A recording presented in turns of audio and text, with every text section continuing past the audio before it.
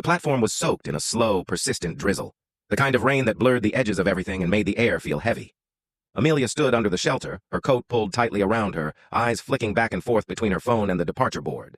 The 4:20 train to Brighton was delayed again, now by over an hour. She sighed, rolled her eyes, and sat down on the cold metal bench. Across from her sat a man, calm and quiet, reading a small book with a worn navy cover. She recognized the title, Letters to a Young Poet by Rainer Maria Rilke. "You don't seem like the type," she said, more out of boredom than intent.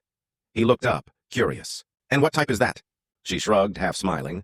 "The reading poetry on a train platform during a delay type?" A grin spread across his face. "I'll take that as a compliment." "Depends on the poem," she said, amused. He offered a hand. "I'm Theo." "Amelia," she replied, shaking it. His hand was warm, hers was cold, and somehow that felt significant. The minutes passed faster than expected.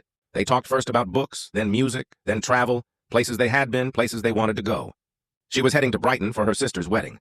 He wasn't going anywhere in particular, just riding the train to get out of the city. She found that oddly romantic. He found her curiosity addictive. At one point, she said, "It's strange. I never talk to strangers." Theo leaned back and nodded. "That makes two of us. Maybe the delay was fated. You believe in fate?" "I believe in timing," he said, looking at her with a gaze that lingered a second too long.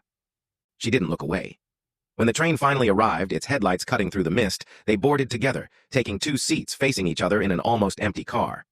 As the train rolled forward, Amelia stared out the window, thinking about how, in a few stops, she'd be stepping off and probably never see him again.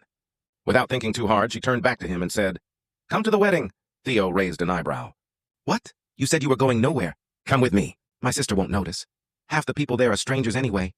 He studied her, uncertain if she was serious. "What's the worst that could happen?" she added with a shrug. He slowly closed his book, the same small smile returning to his lips. "Lead the way, Amelia." 3 years later, they took another train, this time to a countryside chapel where their own wedding was set. The train was on time.